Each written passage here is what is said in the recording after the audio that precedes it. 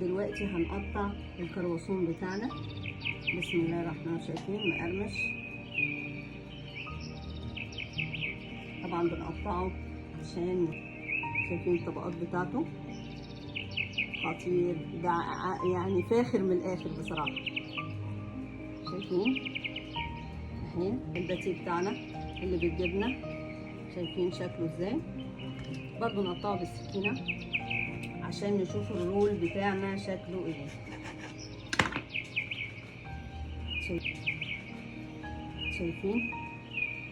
شايفين بصراحة بصوا طرية ازاي. ونشوف برضو ونفس الحكاية بتاعتنا الرول بتاعنا. يا ريت اذا عجبكم الفيديو عايزين تعرفوا الكرواسون بيتعمل ازاي. السلام عليكم ورحمة الله وبركاته. اهلا وسهلا بيكم معاكم الاكلات مع نور. النهارده باذن الله هنعمل معاكم كرواسون. تعالوا نشوف المقادير، يلا بينا. تعالوا نشوف المقادير مع بعض. معانا 3 كوبايات دقيق. طبعا انا بحط دايما نص كوبايه دقيق كده لوحدها لو احتاج العجينه بتاعتي. يبقى كده معانا 3 كوبايات دقيق، يعني كيلو الا ربع. بالمج ده اللي انا وريته لكم، المج الكبير ده بيبقى 3 كوبايات دقيق، يعني كيلو الا ربع دقيق. وعندنا المقادير بتاعتنا: معلقه صغيره فانيليا، معلقه كبيره خميره، معلقه صغيره بيكنج باودر، معلقه هيل صغيره، نص معلقه هيل صغيره، معلقه صغيره هيل. وعندنا هنا ملح، معلقه برضو مساحه ملح، نص معلقه او معلقه مساحه يعني صغيره ملح. وعندنا هنا طبعا مج حليب دافي، يعني كوبايه كبيره بتاعت الشاي. عايزه تقيسي عايزه تعملي مقادير بكوبايه بتبقى متساويه الكوبايات كلها، سواء في الحليب او في الدقيق. هنا الحليب بتاعي دافي. عندنا هنا بيضه، عايزه تستغني عنها استغني عنها، مش مشكله، العجينه مش هتقول لا. عندنا هنا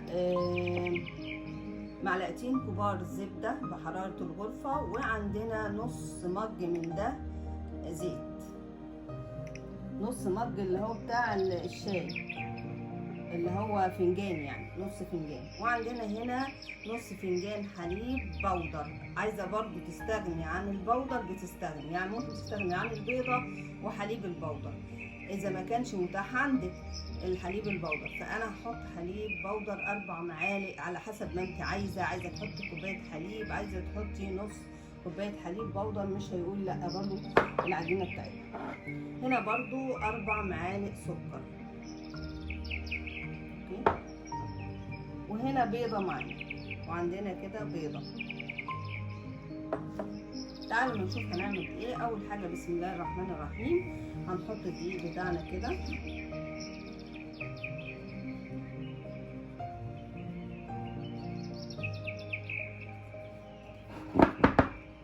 ونحط عليه طبعا مكوناتنا الجافة اللي احنا عارفينها كده،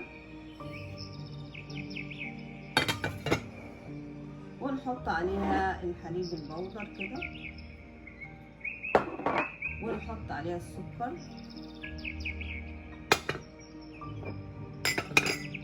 ونحط بقى ايه، يعني احنا هنقلب هنا شوية، هنقلب المكونات الجافة كلها مع بعضها كده. بسم الله الرحمن الرحيم. الزبدة والزيت، نص كوباية الزبدة والزيت،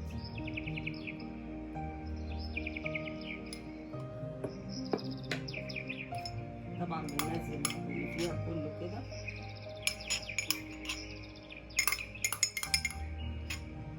ونقلب كويس كده، ونسيب المعلقه ونقلب بايدينا، نفرك الزيت مع الدقيق كده، الزيت والزبده مع الدقيق. بسم الله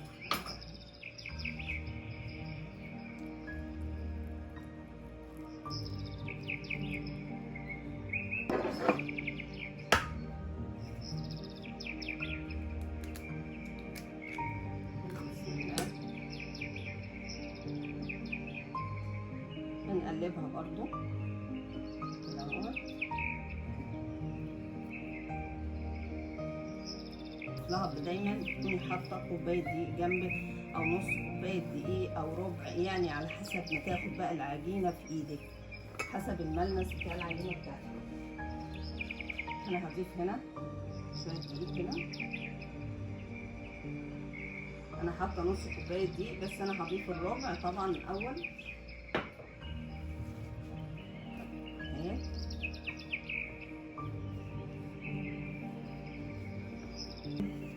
جميله.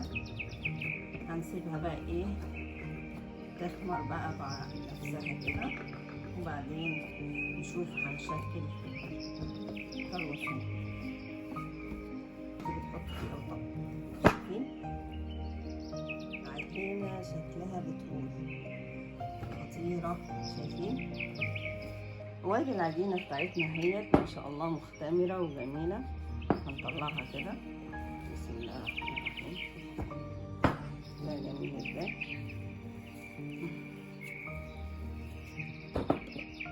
احنا دلوقتي هنكورها.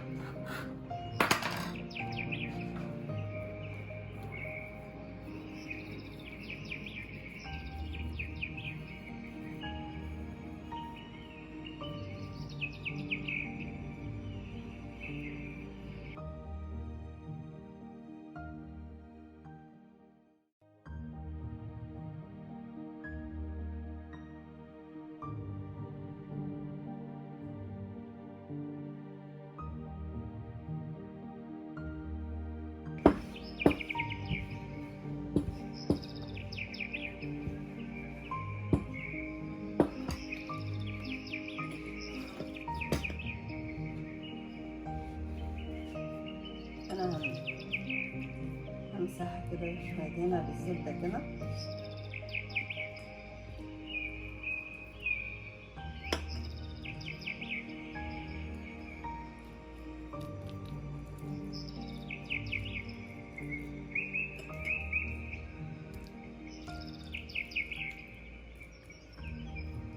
احنا خلصنا نص الطبقات، عندي 9 طبقات ولسه 9 طبقات ان شاء الله. هفردهم، هحط دول الاول يرتاحوا في التلاجة وافرد التاني. احنا دلوقتي خرجنا العجينة بتاعتنا من التلاجة وحطيناها على الترابيزة. دلوقتي هنحاول نفردها. طبعا هي انت زي ما انتوا عارفين ان الزبدة بتبقى متجمدة فيها شوية، فانا بحاول افردها. هي ما شاء الله يعني العجينة بتاعتنا جميلة جدا فبتتفرد معايا يعني. ودلوقتي انا طبعا لو هي عايزة تتفرد هتتفرد معايا كتير يعني، بس انا هكتفي بالمقدار الفرد اللي انا عاوزاه علشان اعرف اقسمها كويس يعني. شايفين بتفرد ازاي ما شاء الله، جميلة بصراحة.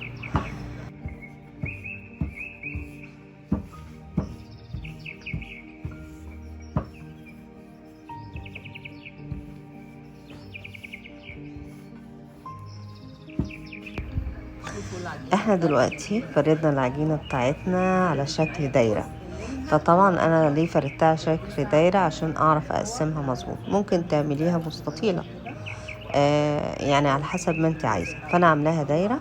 فانا هقسم الدايرة دي طبعا بالطول وبالعرض، فاحنا كده هنقسمها بالطول وبالعرض زي ما احنا شايفين كده. طبعا وهنقسم الطول والعرض، فهنقسم كل ربع ربعين وهكذا، والربع بنقسمه ل2 على اساس تكون التقسيمة متساوية، واطلع منها الكرواسونة اللي انا عايزة الفها كويس. وبنكمل كده بقية الدايرة بتاعتنا كلها زي ما احنا شايفين كده.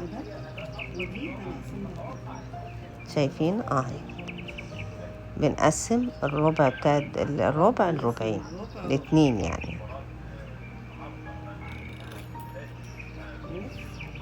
طبعا هنكملها كلها زي ما انتوا شايفين كده.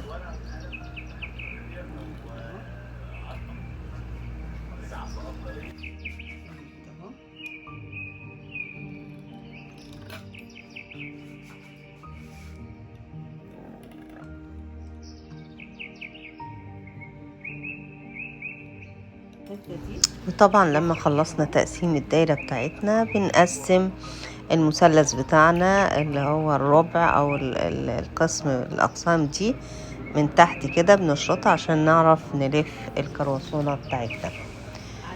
شايفين جميلة جدا وحلوة، وادي كرواسونة مظبوطة جدا يعني بصراحة ما شاء الله. هنلف طبعا الباقي بتاعنا كده.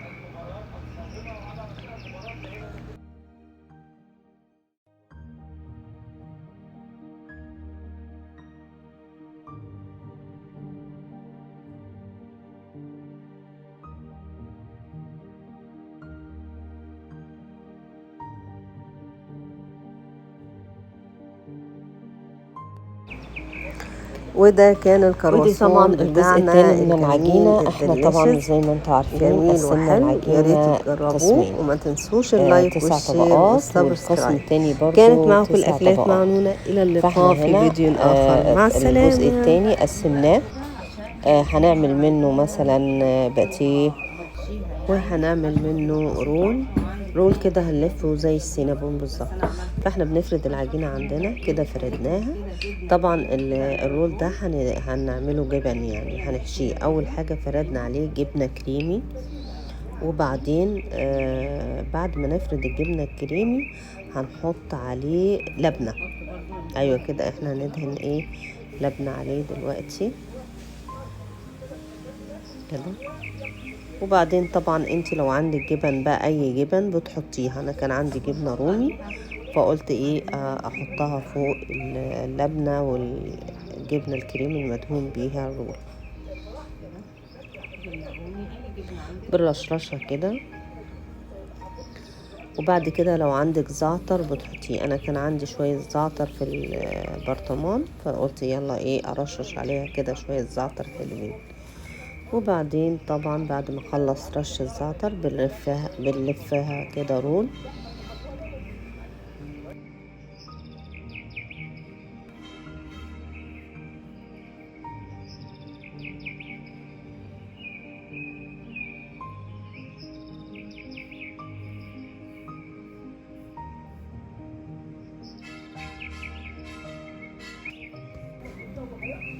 طبعا وبنجيب بقى بنقطعها كويس في طبعا متساوية على حسب ما انت عايزاها، كبيرة شوية صغيرة شوية، 2 سنتي 3 سنتي يعني بحسب القطعة اللي انت عايزاها، بس المهم تكون متساوية يعني.